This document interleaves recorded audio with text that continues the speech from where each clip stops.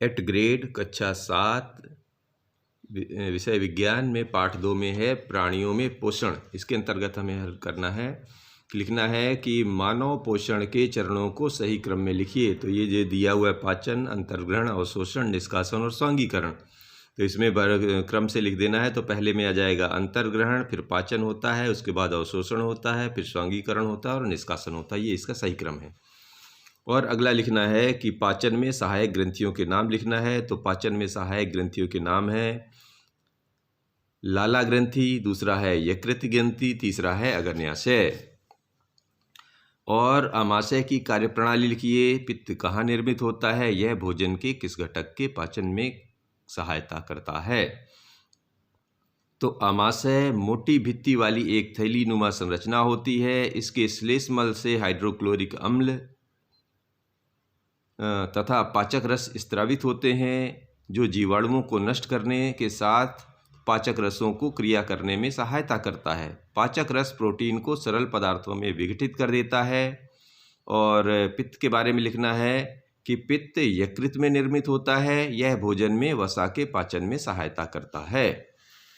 अगला लिखना है कि विभिन्न प्रकार के दांतों के नाम लिखिए। तो जो 4 प्रकार के हमारे दांत होते हैं, दांतों के नाम इस प्रकार होता है। पहला लिखना है दांतों के नाम में कृंतक, दूसरा होता है रदनक, तीसरा होता है अग्रचर्वणक और आखिरी होता है चर्वणक। तो शरीर की सबसे बड़ी ग्रंथि का नाम बताइए, इसमें कौन सा रस स्रावित होता है तथा यह किस घटक के पाचन में सहायक होता है। तो इसके बारे में लिखना है कि शरीर की सबसे बड़ी ग्रंथि यकृत है।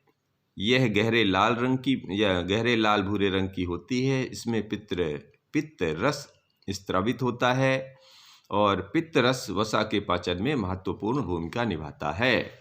उस कार्बोहाइड्रेट का नाम लिखिए जिसका पाचन रूमिनेंट अर्थात जुगाली करने वाले जानवर द्वारा किया जाता है, परंतु मानव द्वारा नहीं। इसका कारण भी बताना है।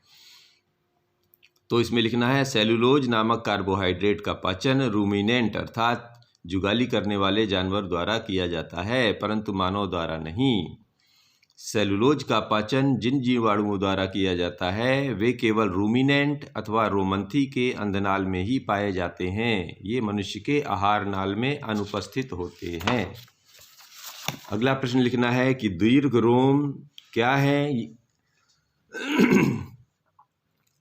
ये कहाँ पाए जाते हैं, इनके कार्य लिखना है। तो क्षुद्रांत या छोटी आंत की आंतरिक भित्ति पर अंगुली के समान उभरी हुई संरचनाएं होती हैं, जिन्हें दीर्घ रोम अथवा रसांकुर कहते हैं। इनका कार्य पचे हुए भोजन का अवशोषण करना है।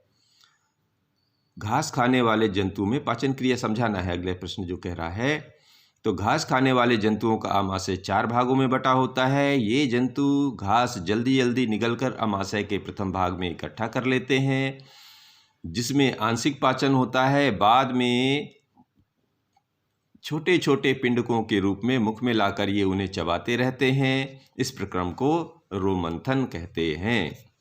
अगला प्रश्न है कि मानव पाचन तंत्र का नामांकित चित्र बनाइए, मुख्य भागों के नाम लिखिए। तो मानव पाचन तंत्र इस किताब में बना हुआ है, आप भी इस तरह कुछ बना लेना और इसका जो है नाम लिख देना है। मुख गुहा, अग्रशिका, आमाशय, बृहद्रांत, क्षुद्रांत, मलाशय, गुदा, ऐसा करके इसका फोटो बना देना। किताब में और साफ सुथरा बना हुआ है, बना लीजिएगा। आगे चलते हैं।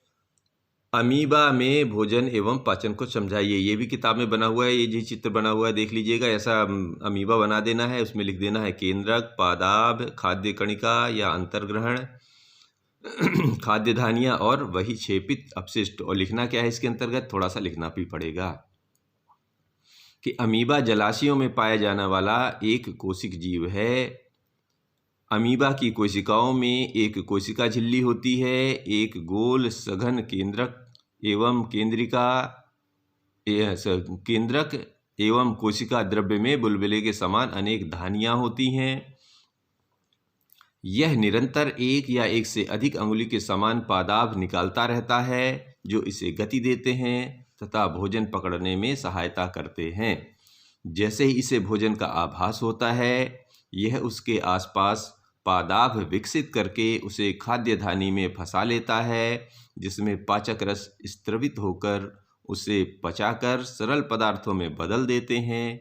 इससे अमीबा अपनी वृद्धि, रखरखाव तथा गुणन करता है और आखिरी में बिना पचा अपशिष्ट खाद्य धानी द्वारा बाहर निकाल दिया जाता है। अगला प्रश्न है,